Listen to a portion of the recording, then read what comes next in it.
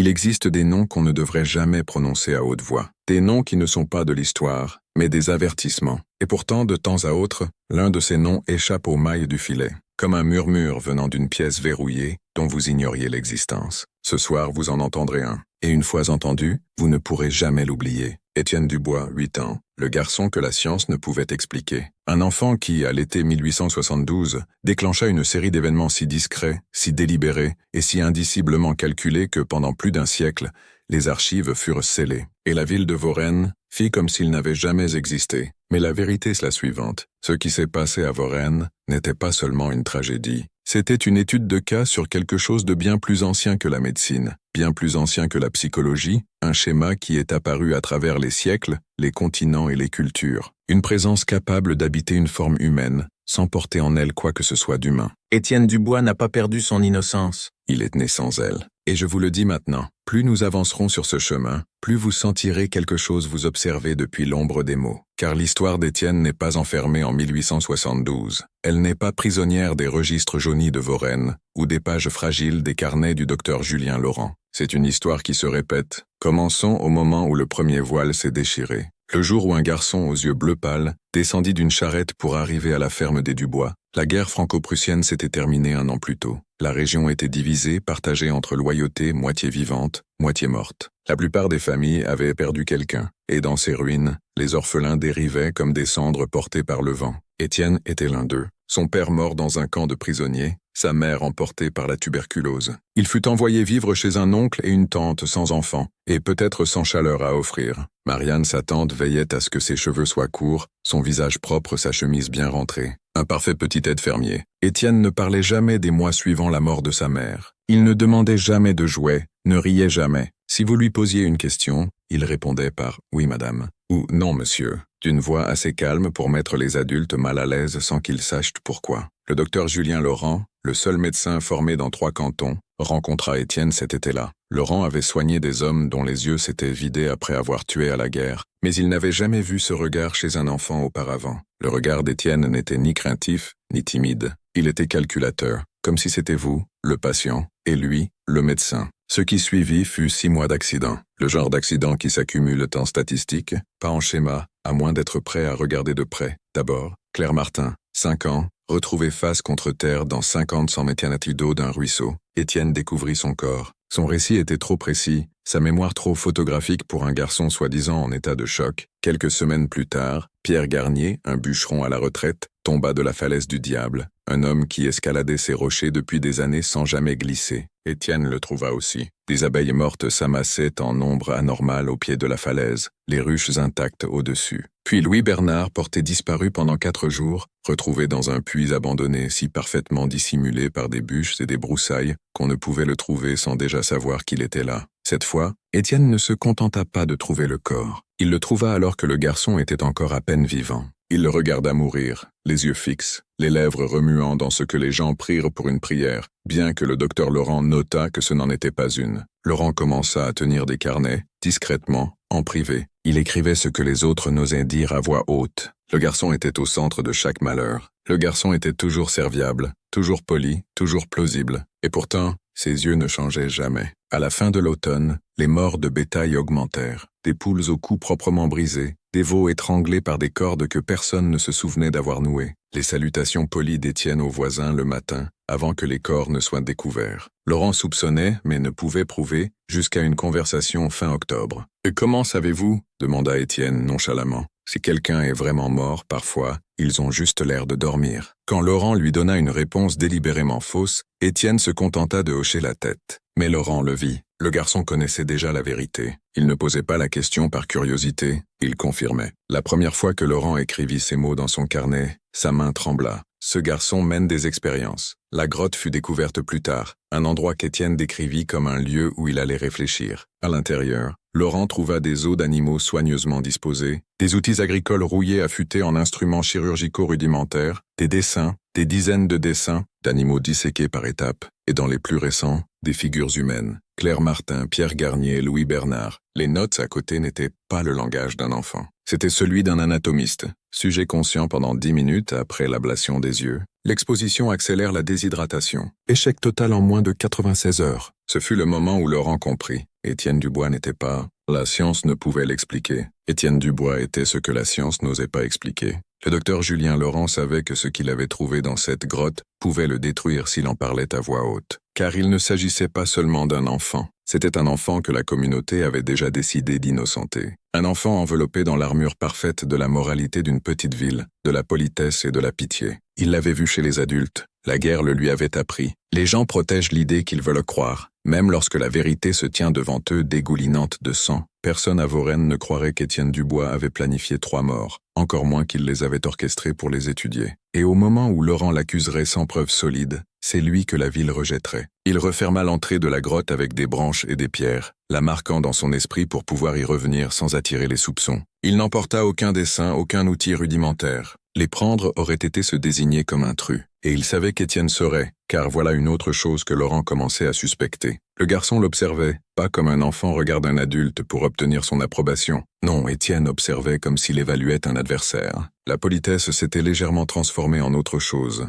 un test des limites. Laurent opta pour une stratégie plus lente. Si Étienne expérimentait, alors il avait une méthode, un schéma, et les schémas peuvent être prédits. La clé était d'anticiper le prochain sujet avant que le garçon ne passe à l'action. L'occasion se présenta début novembre. Un vent glacial soufflait depuis la plaine, faisant vibrer les fines vitres de la salle de chirurgie de Laurent. Le froid pousserait la communauté à rester à l'intérieur, ralentirait les déplacements, rendrait les disparitions plus visibles. Si Étienne était méthodique, il pourrait attendre le dégel. Mais Laurent ne pouvait prendre ce risque. Il commença à parler en cercle soigneusement choisi des accidents dans le canton, sans jamais accuser Étienne, mais en laissant tomber des observations. Comme il était étrange que ces tragédies se produisent toutes à quelques pas de la propriété des Dubois. Comme il était inhabituel qu'un enfant trouve autant de corps en si peu de mois. Comme les morts de bétail montraient toutes les mêmes blessures nettes et précises. C'était un appât, non pas pour les habitants, mais pour Étienne. Laurent voulait voir comment le garçon réagirait lorsqu'il sentirait le filet se resserrer. La réaction fut plus rapide qu'il ne l'avait prévu. 2 nuits plus tard, juste après minuit, Laurent se réveilla au son d'un bruit dehors, pas des pas, pas le grincement des roues d'une charrette, quelque chose de plus doux,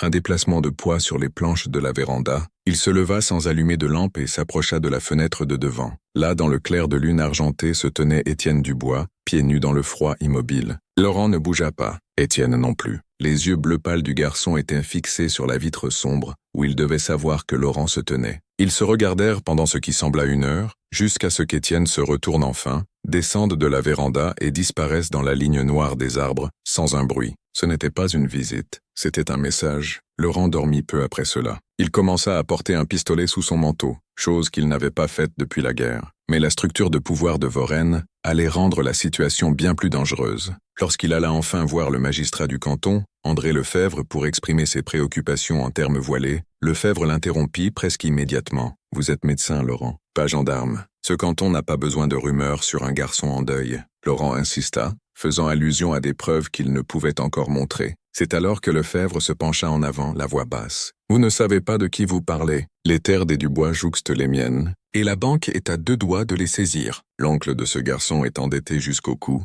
Quand il mourra, et il mourra, devinez qui achètera cette terre? Moi. Alors, à moins que vous n'ayez un cadavre dans la main et le couteau du garçon dans sa poitrine, vous garderez la bouche fermée. » C'est alors que Laurent comprit. La protection d'Étienne Dubois n'était pas une innocence divine. C'était de la corruption. Les gens au pouvoir avaient quelque chose à gagner en gardant le garçon exactement où il était. Et cette protection donnait à Étienne quelque chose de bien plus dangereux que la ruse. La patience. Car les prédateurs protégés ne se précipitent pas. Ils attendent, et ils s'entraînent. Les notes de Laurent de mi-novembre sont remplies de petits incidents. Des chats de ferme disparus, des moutons blessés sans explication, des poules mortes par groupe de 3, toujours découvertes le matin, toujours à moins d'1 kilomètre de la clôture des Dubois. C'était comme si Étienne affinait ses techniques en miniature, répétant ses gestes. Laurent sentait le nœud se resserrer, mais pas autour d'Étienne, autour de lui-même. Le garçon l'avait marqué maintenant. La visite de minuit avait été le premier avertissement. Le second viendrait en plein jour, lorsqu'Étienne commença à poser des questions sur les maladies pouvant faire mourir un homme dans son sommeil. La question était posée avec l'inclinaison de tête d'un enfant, un fantôme de sourire. Mais Laurent savait à quoi s'en tenir. Et c'est ici que vous devez comprendre quelque chose. Ce genre d'obscurité ne surgit pas de nulle part. Elle est ancienne, plus ancienne que Vaurène, plus ancienne que la France, plus ancienne que le mot meurtre. Il existe des archives, très anciennes, d'enfants comme Étienne dans des lieux qui n'avaient pas de nom pour la psychologie. On les appelait autrement. Changelin, esprit malin. Et les descriptions correspondent. Un visage trop jeune pour les yeux qui en sortent, un calme surnaturel face à la souffrance, une capacité à imiter l'émotion sans jamais la ressentir. Mais ces archives partagent un autre trait, et c'est le détail que vous devez garder à l'esprit alors que nous descendons plus loin. Ces enfants ne s'arrêtent pas. Ils intensifient, et Laurent commençait à réaliser que la prochaine mort pourrait ne plus être un accident. La neige arriva tôt cet hiver-là, enfermant Vaurenne dans un silence seulement brisé par le craquement des branches gelées et le son creux des roues de charrette sur la glace. C'est dans ce silence qu'Étienne Dubois fit son premier geste ouvert vers une victime vivante. Cela commença de manière anodine, avec une invitation. Laurent était dans sa salle de chirurgie, soignant la main infectée d'un fermier, lorsqu'Étienne apparut à la porte, les joues roses de froid, une écharpe trop lâche autour du cou, l'image même de l'innocence rurale. « Docteur Laurent, dit-il, pourriez-vous venir chez nous ce soir? Mon oncle est malade, et il dit que vous êtes le seul en qui il a confiance. » La première pensée de Laurent fut de refuser. La seconde fut plus sombre. Cela pourrait être le moment vers lequel Étienne avait construit son plan. Le garçon n'était pas revenu depuis cette nuit sur la véranda de Laurent, et cette requête soudaine sentait l'appât. Pourtant, le rôle de médecin et la possibilité d'une véritable urgence le forcèrent à accepter. Après le coucher du soleil, ajouta Étienne, et il y eut un léger scintillement dans ses yeux lorsqu'il tourna les talons et partit. Laurent chargea son pistolet avant de partir ce soir-là. La route vers la propriété des Dubois traversait un bosquet de chênes dénudés qui griffait le ciel. La neige étouffait ses pas, mais par moments, il croyait entendre un autre bruit derrière lui, léger, rapide, s'arrêtant lorsqu'il s'arrêtait. Lorsqu'il atteignit la maison, la pièce principale était faiblement éclairée. L'oncle, un homme maigre à la peau comme du parchemin,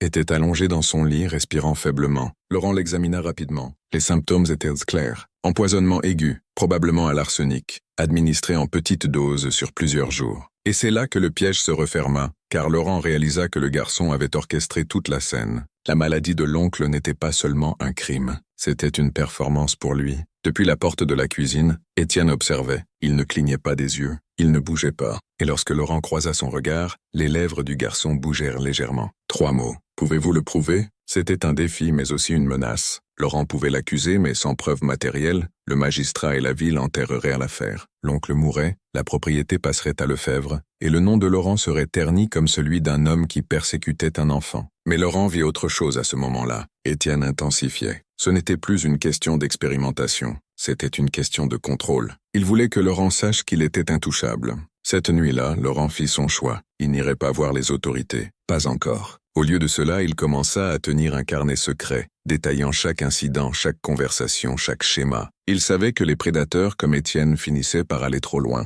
Et, lorsque ce moment viendrait, Laurent serait prêt. Mais Étienne, semblait-il, était tout aussi prêt pour lui. 3 jours plus tard, Laurent rentra chez lui pour trouver la porte de sa salle de chirurgie entr'ouverte. À l'intérieur, rien n'avait été volé, mais les tiroirs de son bureau avaient été fouillés et le carnet avait disparu. À sa place, sur le bureau, reposait un moineau mort. Son cou avait été brisé avec une précision chirurgicale. Le message était clair. Étienne n'était pas seulement conscient de la surveillance de Laurent, il était désormais dans ses défenses. Et c'est ici que vous devez comprendre le véritable danger. Une fois qu'un prédateur sait que vous le voyez, la chasse change. Vous n'êtes plus un spectateur. Vous êtes une proie. Dans les semaines qui suivirent, Laurent commença à trouver des signes subtils qu'Étienne resserrait son cercle. Une tasse de thé apportée inopinément par l'enfant d'un voisin, de la part d'Étienne pour vous remercier. Un cheval effrayé dans la nuit, son licol desserré comme si quelqu'un avait essayé de l'emmener. Et une fois, un petit paquet laissé sur sa véranda, contenant rien d'autre qu'une longueur de corde, du type utilisé pour les pendaisons.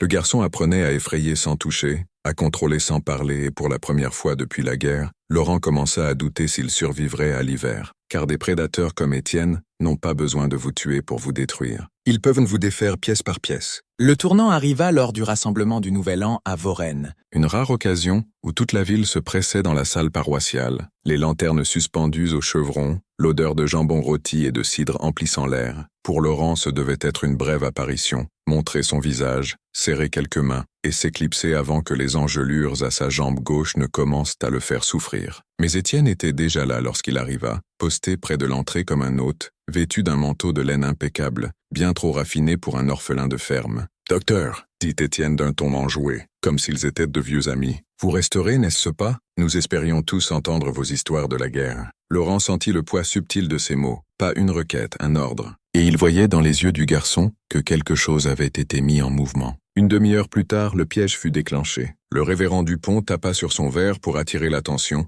et annonça un témoignage spécial du jeune Étienne Dubois. Le garçon s'avança, feignant la timidité, et commença à parler. Sa voix tremblait juste assez pour sembler sincère. Il raconta à la salle que le docteur Laurent venait souvent chez eux, qu'il s'intéressait à lui, qu'il lui donnait des leçons privées d'anatomie et de médecine spéciale quand personne d'autre n'était là. Les mots étaient assez vagues pour être indémontrables, mais assez venimeux pour semer le doute. Laurent sentit la salle basculer, le silence, les regards en coin, les murmures. Et Étienne, debout au centre de la salle, ne regarda jamais Laurent. Il n'en avait pas besoin. Le mal était déjà fait. Laurent s'avança pour parler, mais Dupont, sentant le scandale, posa une main sur son épaule et murmura « Mieux vaut ne pas remuer les choses ici, docteur. Les gens parleront encore plus si vous vous défendez trop vite. » À ce moment, Laurent comprit la stratégie du garçon. Retourner la ville contre lui sans une seule accusation directe, faire de lui l'objet de murmures, le sujet de malaise, l'isoler. À la fin de la soirée, Laurent sentit la différence. Les gens serraient sa main plus froidement. Certains ne la serraient pas du tout. Même Madame Leroux, qui lui avait autrefois confié son plus jeune fils, gardait désormais ses distances, un léger pli entre les sourcils. Cet isolement n'était pas seulement social, il était tactique. Laurent dépendait de la bonne volonté pour pratiquer la médecine. Sans elle, les patients cesseraient de venir. Sans patients, il n'aurait plus de revenus, plus de protection et plus de raison de rester à Varennes, ce qui était précisément ce qu'Étienne voulait. La preuve finale vint alors que Laurent partait. À l'ombre du bord de la salle, Étienne se tenait seul, tenant un gobelet de cidre en papier. Leurs regards se croisèrent brièvement, et le garçon leva son gobelet dans un toast moqueur. Laurent ne dormit pas cette nuit-là. Les murmures avaient déjà commencé à tourbillonner dans la ville. Il savait qu'une fois qu'une telle tâche s'installait sur le nom d'un homme, il était presque impossible de la laver. Et pourtant, il savait aussi que la retraite n'était plus possible. Ce n'était pas un garçon jouant à des jeux, c'était un prédateur assiégeant. À partir de ce jour, Laurent cessa d'essayer de confronter Étienne en public. Il commença à observer en silence, apprenant ses rythmes, cartographiant les mouvements du garçon. Si le garçon voulait une guerre dans l'ombre, Laurent le rencontrerait là. Mais Étienne n'avait aucune intention de laisser le combat rester dans l'ombre. Sa prochaine frappe serait plus audacieuse, et elle laisserait un corps dans son sillage. Cela commença par un coup à la porte de Laurent juste après minuit. 3 coups secs, pas frénétiques, pas polis, mais délibérés. Lorsqu'il ouvrit, le sous-gendarme Fournier se tenait là, une lampe à huile dans une main, son souffle fumant dans le froid. « Docteur, dit-il, nous avons un corps. » Les mots étaient plats, mais le regard dans les yeux du sous-gendarme ne l'était pas. Il y avait déjà quelque chose d'accusateur, comme si la culpabilité de Laurent était une conclusion évidente. La victime était Isaac Brasseur, un jeune ouvrier ferroviaire pas plus de 22 ans connu pour trop boire et trop se battre. Il avait été retrouvé face contre terre dans la neige derrière le saloon, la tête à un angle anormal, la gelée réclamant déjà ses lèvres. Lorsqu'il s'agenouilla pour l'examiner, la cause était évidente. Un coup précis à la base du crâne, pas la brutalité brouillonne d'une bagarre de bar, mais l'efficacité froide de quelqu'un qui comprenait l'anatomie. Fournier s'accroupit à côté de lui. « Chose étrange, dit-il. Isaac a été vu pour la dernière fois avec vous. » La tête de Laurent se releva brusquement. « Ce n'est pas vrai. » Était-il en train de boire au saloon? Le sous-gendarme continua, l'ignorant. « Il a dit au tenancier que vous alliez remettre son épaule en place après une bagarre. Un témoin dit que vous êtes partis ensemble. » Laurent sentit le piège se resserrer. Il n'avait pas vu Isaac Brasseur depuis des semaines, mais peu importait. Le témoin pouvait être n'importe qui. Et à Varennes, où les ragots voyageaient plus vite que les trains, la vérité était toujours la première victime. Puis il le vit. Étienne Dubois se tenait à l'orée de la petite foule, les mains dans les poches de son manteau, observant la scène avec un intérêt modéré. Le regard du garçon s'attarda juste assez longtemps pour croiser celui de Laurent, avant de dériver, comme pour dire « Vous n'êtes pas assez rapide pour m'arrêter ». Au cours des heures suivantes, les questions du sous-gendarme portèrent moins sur le corps que sur Laurent lui-même. Pourquoi était-il dehors si tard? Pourquoi Isaac avait-il dit aux gens qu'il allait le voir? Laurent pouvait-il prouver où il était entre 22h et minuit? Les réponses de Laurent, calmes, factuelles, sonnaient faibles, même à ses propres oreilles. Il lisait à la lumière de la lampe, seul. Personne ne pouvait le confirmer. Au matin, les murmures étaient déjà épais dans les rues. Un homme était mort de la main d'un médecin. Ce n'était plus seulement du soupçon. C'était une histoire qui avait du sens pour les gens. Et c'était tout ce qu'il fallait pour qu'elle devienne vérité à Varennes. Laurent réalisa avec une certitude froide que ce meurtre n'avait pas été planifié pour la victime, mais pour l'accusation. Isaac Brasseur n'était qu'une toile. Le portrait peint était celui de Laurent. Cette nuit-là, Laurent s'assit dans son cabinet, la lampe à huile baissée fixant le scalpel sur son bureau. Étienne était passé des murmures au sang, et la ville était déjà à moitié convaincue de la culpabilité de Laurent. Cela ne s'arrêterait pas là. Le garçon avait fait son coup. Le suivant serait plus grand, plus public, et Laurent serait entraîné encore plus profondément dans la toile. La seule question était, laisserait-il le garçon choisir le champ de bataille, ou forcerait-il Étienne à entrer dans un de son propre cru? 2 jours plus tard, Laurent trouva la première invitation. Elle était pliée soigneusement sous le presse-papier en laiton sur son bureau,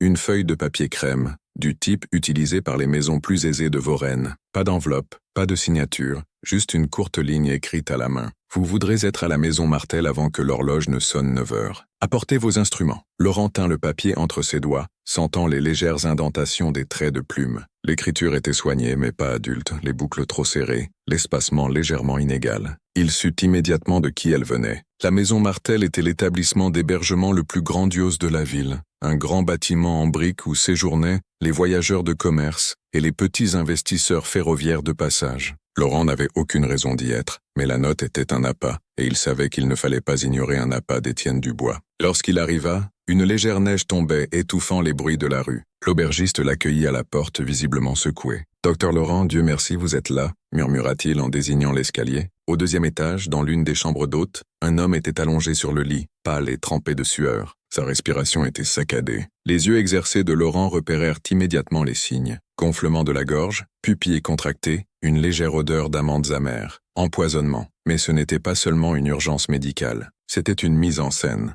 Dans un coin de la pièce se tenait Étienne, tenant un petit sac en cuir, sa posture aussi désinvolte que s'il attendait du thé. Il ne parlait pas, mais ses yeux croisèrent ceux de Laurent avec le même défi froid qu'il portait toujours. « Pouvez-vous le sauver, docteur » demanda l'aubergiste, la panique montant dans sa voix. Laurent hésita. S'il agissait et que l'homme vivait, la question viendrait. Comment saviez-vous exactement quoi faire? Le poison était rare, pas quelque chose qu'un médecin de petite ville serait censé reconnaître instantanément. Et l'antidote, eh bien, personne ne croirait qu'il l'avait juste sous la main. S'il refusait ou prétendait l'ignorance, l'homme mourrait, et les murmures que Laurent avait été appelé et avait laissé un hôte payant périr s'enracineraient dans l'esprit de la ville. L'expression d'Étienne ne changea pas, mais Laurent pouvait sentir la satisfaction du garçon rayonner à travers la pièce. C'était un piège dans tous les cas, une accusation en attente. Laurent s'approcha du lit, son esprit s'emballant. Il savait que l'antidote pouvait être improvisé à partir des composés dans son sac. Il savait aussi que sauver la vie de cet homme laisserait une trace,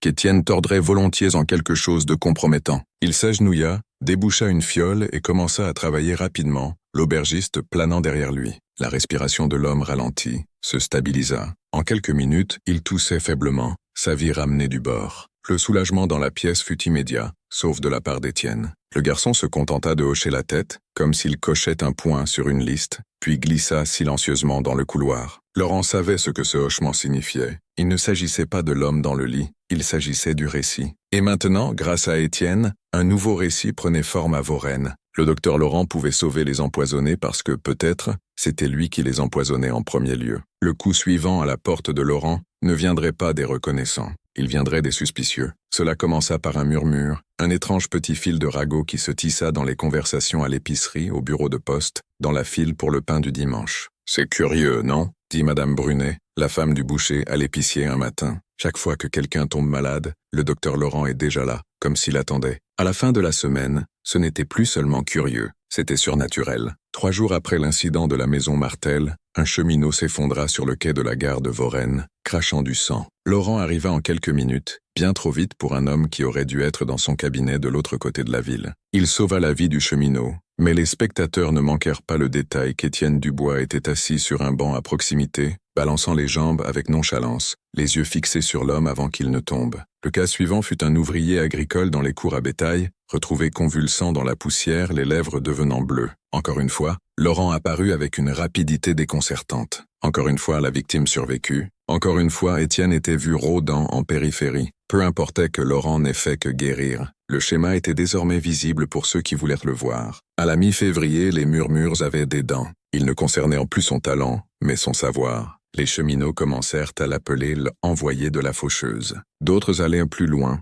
prétendant que Laurent faisait partie d'une société médicale ayant besoin de corps pour des expériences. Un soir, Laurent fut arrêté dans la rue par le shérif Lemoine. L'homme inclina poliment son chapeau, mais ne sourit pas. « Écoutez, Doc, les gens commencent à se demander comment vous êtes toujours au bon endroit au bon moment. » Laurent soutint son regard calmement. « Quand quelqu'un est mourant, shérif, on m'appelle. » Les yeux de Lemoine ne vacillèrent pas. « Le problème, Doc, c'est que parfois, ils disent que personne ne vous a appelé du tout. Cette nuit-là, Laurent ne dormit pas. Il s'assit dans son bureau, fixant le mur, rejouant chaque rencontre. Étienne ne le hantait pas simplement. Le garçon orchestrait un arc narratif. Chaque incident, chaque coïncidence resserrait un nœud coulant fait non pas de cordes, mais d'opinion publique. Dans une petite ville, la réputation était une monnaie, et Laurent sentait la sienne être volée, pièce par pièce. Le coup final vint à la fin mars. Un contremaître ferroviaire fut retrouvé mort derrière le bureau de fret, le visage noirci par une réaction violente, la cause incertaine. Laurent fut appelé, mais cette fois trop tard. L'homme était déjà parti, et attendant près du corps, assis, en tailleur sur le sol froid, se trouvait Étienne Dubois. Il tenait quelque chose dans sa main, une feuille de papier crème pliée. Le corps du contremaître ferroviaire gisait rigide sous un drap, le vent humide de mars tirant sur ses bords. La cour de fret était presque déserte, sauf pour deux figures, Laurent, debout au-dessus de l'homme mort, et Étienne, assis en tailleur dans la poussière comme un enfant observant des fourmis. Le souffle de Laurent fumait dans l'air froid. « Donne-moi le papier ». Étienne leva les yeux lentement, son expression indéchiffrable. Puis il tendit la feuille de papier crème pliée, comme s'il s'agissait d'une note inoffensive d'un instituteur. Laurent l'ouvrit. Il n'y avait que 4 mots, écrits dans la même écriture serrée et soigneuse qu'auparavant. « Vous avez été trop lent. » La mâchoire de Laurent se crispa. « Que fais-tu, Étienne ? Pourquoi me suivre ? » « Pourquoi ?» Il s'arrêta, choisissant ses mots avec soin. « Qui te dit de faire ça ?» La bouche du garçon tressaillit. Pas tout à fait un sourire, mais quelque chose qui portait le même poids. « Vous pensez que je vous suis, docteur ? Ce n'est pas comme ça que ça fonctionne. » Laurent s'approcha. « Alors explique-moi. » Étienne baissa les yeux vers l'homme mort. « Celui-ci n'était pas de moi. Je suis juste venu regarder, pour voir comment vous le prendriez. » Il voulait savoir. La peau de Laurent picota. « Le garçon le regarda avec un calme presque compatissant. « Ils savent que vous essayez de réparer des choses qui ne vous appartiennent pas, et ça ne leur plaît pas. » Laurent s'accroupit pour être à la hauteur des yeux du garçon. « Qui sont-ils, Étienne ?» Le garçon inclina la tête, l'étudiant. « Ça n'a pas d'importance. Ils changent. Parfois c'est un homme, parfois c'est un groupe, parfois c'est plus ancien que ça. Mais ils veulent tous la même chose. »« Quoi donc ?»« Voir ce que vous ferez quand ils prendront tout ce que vous avez, lentement, morceau par morceau. » Le vent fit claquer une feuille de tôle à proximité. Laurent sentit le poids de la note dans sa main, absurde par sa légèreté pour quelque chose qui semblait un verdict. Étienne se leva, époussetant la poussière de son pantalon. « Ce n'est pas une question de médecine, docteur, ni de poison, ni même de moi. Je ne suis que la ficelle qu'ils utilisent pour vous tirer là où ils veulent que vous alliez. »« Et où est-ce » demanda Laurent. Le garçon sourit, un sourire petit, acéré et totalement dénué de chaleur. Un endroit où vous souhaiterez n'avoir jamais appris à sauver qui que ce soit. Sans un mot de plus, Étienne s'éloigna, ses pas lents et tranquilles, comme si la cour de fret et l'homme mort derrière lui n'étaient qu'un décor dans une pièce qu'il avait déjà vue. Laurent resta seul avec le corps, la note encore dans son poing. Quelque part dans l'obscurité au-delà de la cour, il sentit les yeux invisibles dont Étienne avait parlé, observant pour voir son prochain mouvement. La première note apparut chez Laurent 3 nuits plus tard. Il la trouva sur son bureau parfaitement centrée sur le buvard du papier crème, identique aux autres. Pas de sceau, pas de signature, juste une seule ligne dans l'écriture serrée. La cloche sonnera à 2h14. Laurent s'assit dans son fauteuil, fixant les mots. La maison était verrouillée. Il avait vérifié chaque verrou avant de se coucher. À 2h14 précise, la cloche de sa porte d'entrée retentit une fois. Pas deux, juste une fois. Un son métallique creux qui résonna dans la maison endormie. Lorsqu'il ouvrit la porte en grand, la rue était vide. L'air nocturne était humide, portant seulement une légère odeur de fumée froide du chemin de fer. Pas de pas, pas de roue de charrette, rien. 2 jours plus tard, une deuxième note apparut. Celle-ci sur sa table de cuisine, sous un verre d'eau qu'il savait ne pas avoir versé. Le chien noir viendra au crépuscule. Ce soir-là, alors que le soleil tombait derrière les collines basses, Laurent entendit un grattement à la porte arrière. Lorsqu'il l'ouvrit, un énorme chien noir se tenait là, les côtes visibles sous son pelage emmêlé. Ses yeux étaient d'un blanc nuageux de cécité, et pourtant il le regardait comme s'il voyait parfaitement. Il ne bougea pas lorsque Laurent sortit. Il tourna simplement la tête lentement vers l'allée, avant de s'éloigner en boitant dans les ombres.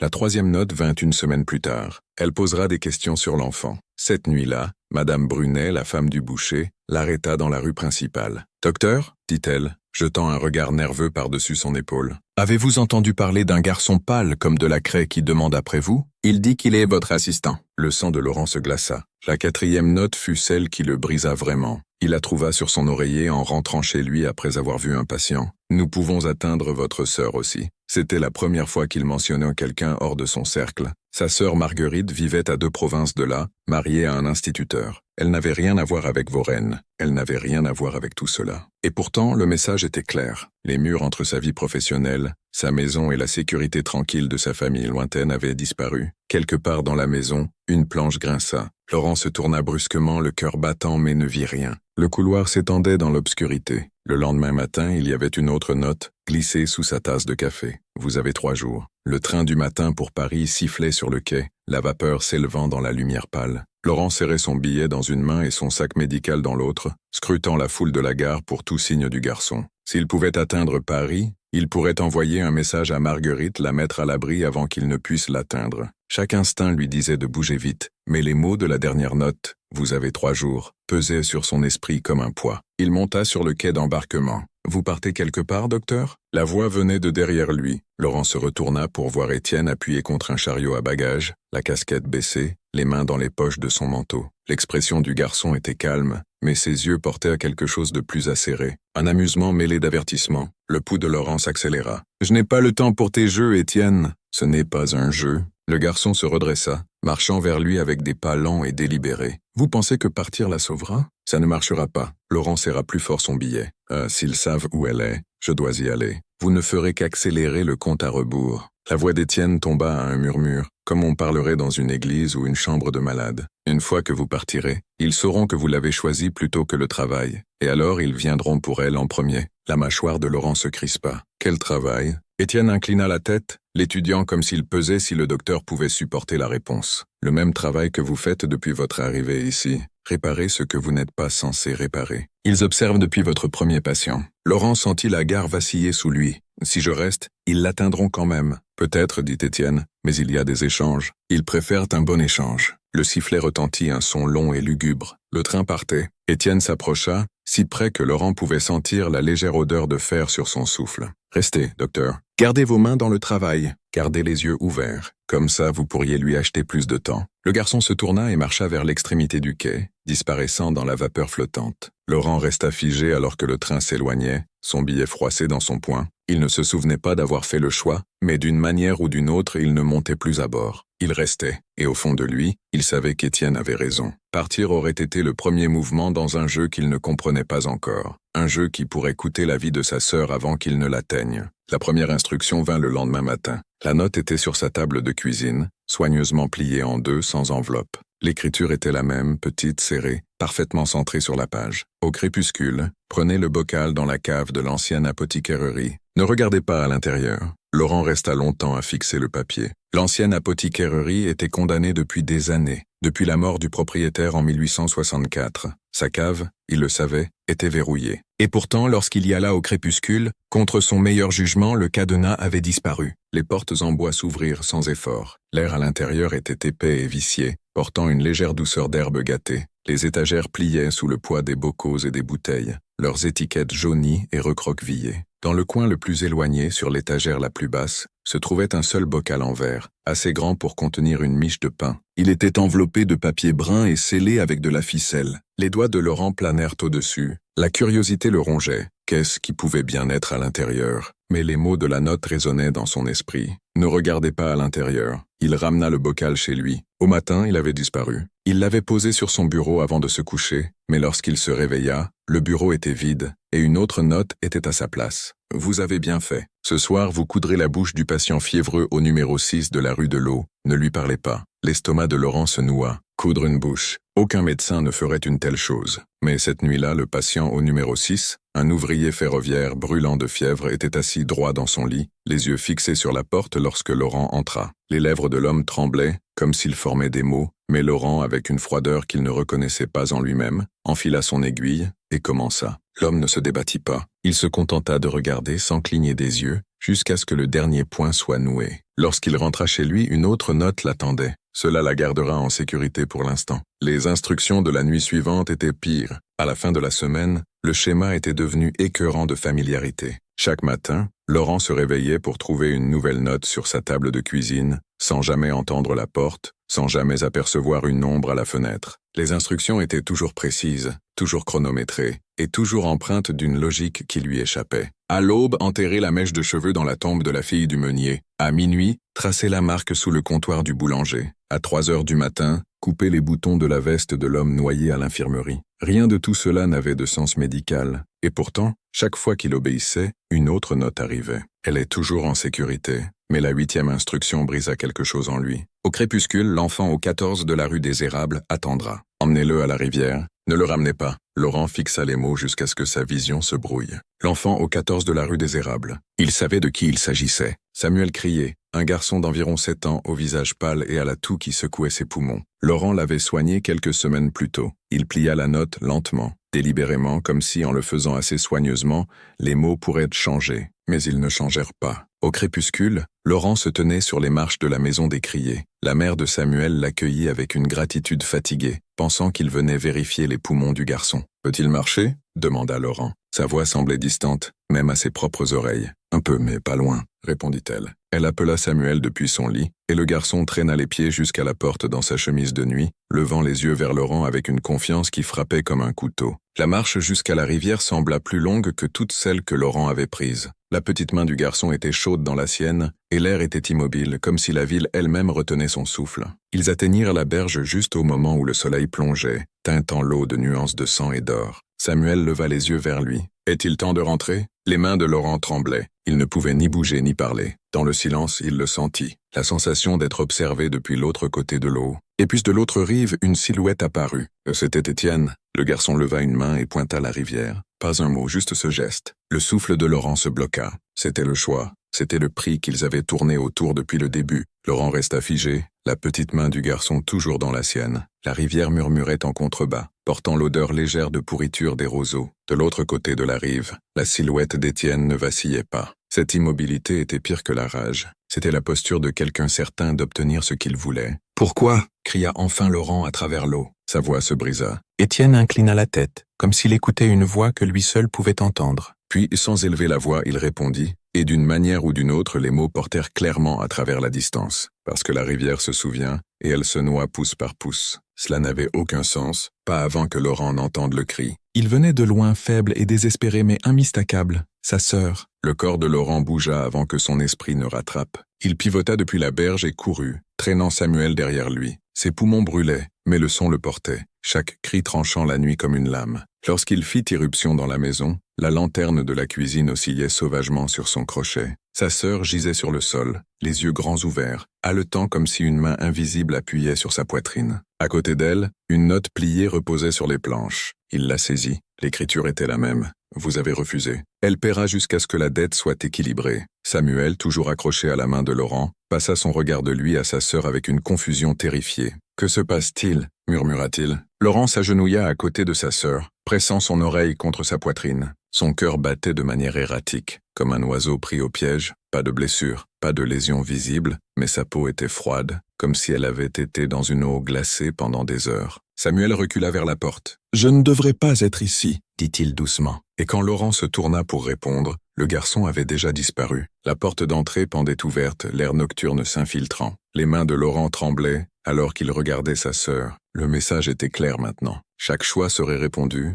chaque hésitation punie, et quelque part en ville, Étienne observait, attendant qu'il apprenne les règles. La nuit suivante, le coup vint à nouveau. 3 coups lents, délibérés, sans hâte. Laurent se tenait dans le couloir, la main planant au-dessus de la poignée de la porte, chaque muscle verrouillé. Il savait qui ce serait avant d'ouvrir. Étienne entra sans attendre d'invitation. Il sentait légèrement l'eau de rivière et quelque chose de plus ancien, métallique. Ses yeux balayèrent la sœur de Laurent, assise tranquillement à la table de la cuisine, puis se posèrent sur Laurent. « C'est la dernière chose que je vous demanderai, » dit Étienne, et pour la première fois, il n'y avait pas de malice dans son ton. Cela rendait les choses pires. Quand le soleil se lèvera, vous m'amènerez Samuel, vivant. La mâchoire de Laurent se crispa. C'est juste un garçon. Étienne inclina la tête de la même manière qu'il l'avait fait près de la rivière. Non, c'est une porte. Et certaines portes doivent être fermées avant qu'elles ne s'ouvrent trop loin. Le cœur de Laurent battait dans ses oreilles. Il pensa aux doigts minces de Samuel serrant les siens, à la manière dont les yeux du garçon s'agitaient, comme ceux d'un animal pris au piège. Et il pensa à sa sœur, pâle, fragile,